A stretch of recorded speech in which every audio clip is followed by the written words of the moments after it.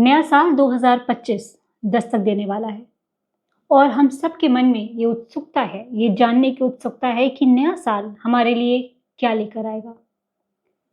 किसके लिए साल अच्छा रहेगा, किसके लिए कुछ खास अच्छा नहीं रहेगा। देश दुनिया पे आने वाला साल कैसा इम्पैक्ट डालेगा।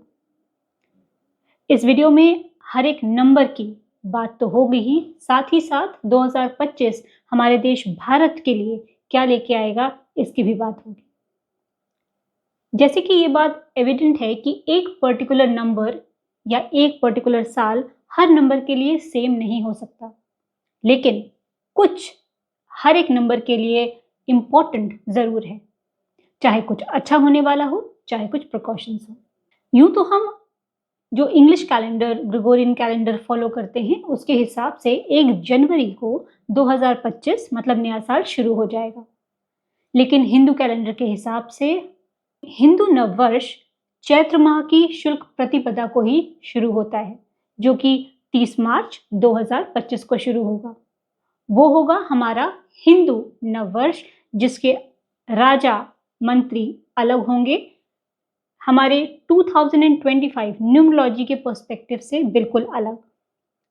तो एस्ट्रोलॉजी के हिसाब से नववर्ष क्या लेकर आएगा वो एक अलग वीडियो में मैं आपको बताऊंगी, लेकिन ऑफ कोर्स इंग्लिश कैलेंडर के हिसाब से, नंबर्स के हिसाब से साल 2025 न्यूमरोलॉजी में क्या कहता है, आज हम ये डिस्कस करेंगे।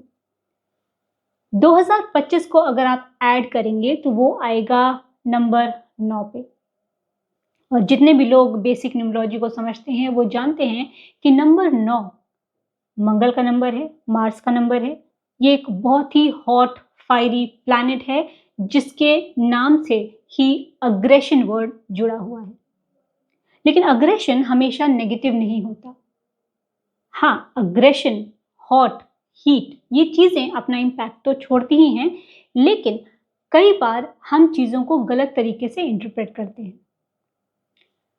नंबर 9 इस साल की थीम को डिसाइड करेगा, क्योंकि ये एक बहुत ही हॉट प्लैनेट है, गर्म प्लैनेट है, तो आप अंदाजा लगा सकते हैं कि इस वर्ष भारत में काफी कुछ होने वाला है। और अगर हीट से मैं इसको कनेक्ट करूं तो जाहिर सी बात है कि कोई बड़ी बात नहीं है कि अगर इस बार गर्मी के मौसम में हाहाकार मचे, क्योंकि ये प्लैनेट बहुत ही हॉट है, गर्म है, तो ये अपना असर इस साल पर जरूर देगा। साथ ही साथ मार्स को एस्ट्रोलॉजी में कमांडर कहते हैं। आर्मी कमांडर की तरह जब कोई इंसान अपने लक्ष्य के प्रति समर्पित होता है, डेडिकेटेड होता है, तो उसे अपने लक्ष्य के अलावा कुछ दिखाई नहीं देता। और अगर मैं उसी टर्म आर्मी कमांडर में आर्मी को लूँ तो जाहिर सी बात है कि हमारे देश में आर्मी से रिलेटेड बहुत सारी ऐसी चीज़ें देखने को मिलेंगी, आर्मी के ऐसे क्विक एक्शंस देखने को मिलेंगे जो पहले कभी एक्सपेक्टेड नहीं थे। न्यूमरोलॉजी में नंबर 1 से लेकर 9 तक माने जाते हैं प्राइमरी नंबर्स जो होते हैं। तो 1 को स्टार्ट का नंबर कहते हैं और 9 को फिनिशिंग लाइन। नंबर 9 को सिर्फ फिनिशिंग लाइन ही नहीं कहते हैं। नंबर 9 के लिए हम ये भी कह सकते हैं कि इसके जो एक्शंस होते हैं ये काम खत्म करके ही आता है। तो इस साल भारत में आप देखेंगे कि ऐसे बहुत सारे प्रोजेक्ट्स, बहुत सारे डिसीजंस जो इंडिया में, भारत में काफ़ी सालों से पेंडिंग पड़े हुए थे, वो इस साल इम्प्लीमेंट होते हुए नजर आएंगे। वो चाहे पुराने बिल्स हों जो बहुत सालों से डिस्कशन में थे, पेंडिंग थे बट हो नहीं पा रहे थे, या कुछ और प्रोजेक्ट्स हों। मार्स को हम एस्ट्रोलॉजी में भूमिपति भी कहते हैं। मंगल भूमि का कारक है। तो अगर लार्जर पर्सपेक्टिव में देखें तो भारत में बहुत सारे लैंड रिफॉर्म बिल्स या रियल स्टेट से रिलेटेड बिल्स आने वाले हैं। मार्स वेपन्स को भी इंडिकेट करता है, तो इंडियन इकोनॉमी में या भारत में वेपन्स से रिलेटेड बहुत सारी नई चीजें देखने को सामने आएंगी। वो चाहे भारत खुद अपने नए वेपन्स बनाए या बाहर से इंपोर्ट करे, लेकिन वेपन से रिलेटेड कुछ नए नियम देखने में जरूर आएंगे। सिर्फ इतना ही नहीं, अगर हम मंगल के बेसिक कैरेक्टर की बात करें तो वो फुल ऑफ एनर्जी है। तो इस साल का एक थीम जो हम मान सकते हैं वो है एनर्जी। इन जनरल ये साल बहुत कुछ दिखा के जाएगा। जब बात आती है गर्म ग्रह मार्स की, कमांडर की, आर्मी की, तो जाहिर सी बात है इसको इस चीज़ से भी रिलेट किया जा सकता है कि भारतीय आर्मी के जो क्विक एक्शंस हैं वो अनएक्सपेक्टेडली देखने को मिलेंगे, क्योंकि नंबर 9 अनएक्सपेक्टेड चीज़ों को भी दर्शाता है। तो अगर इस तरह की चीज़ें होंगी जो कि वॉर या लड़ाई झगड़े या इन चीज़ों को भी रिप्रेजेंट करता है, तो क्या भारत के लिए इस साल युद्ध, वॉर, इन चीज़ों के लिए भी हम इंटरप्रेट कर सकते हैं? जी हाँ, बिल्कुल कर सकते हैं। लेकिन जब भी हम इसे युद्ध और वॉर इन चीज़ों की बात करते हैं तो इसकी फीलिंग कभी भी बहुत प्लेजेंट नहीं होती।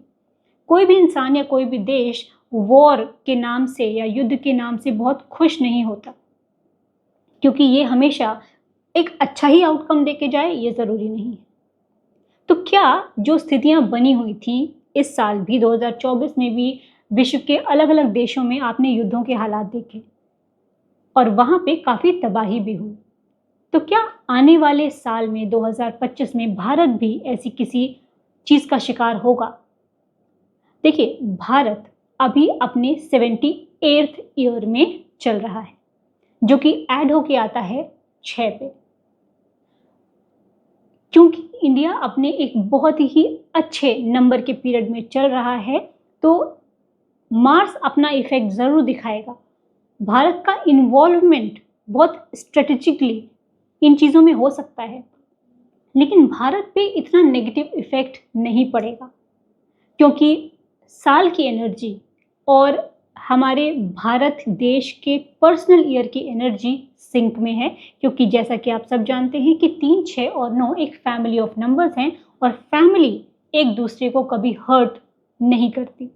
ये जनरल चीज़ें हैं जो आई थिंक सबको पता होंगी।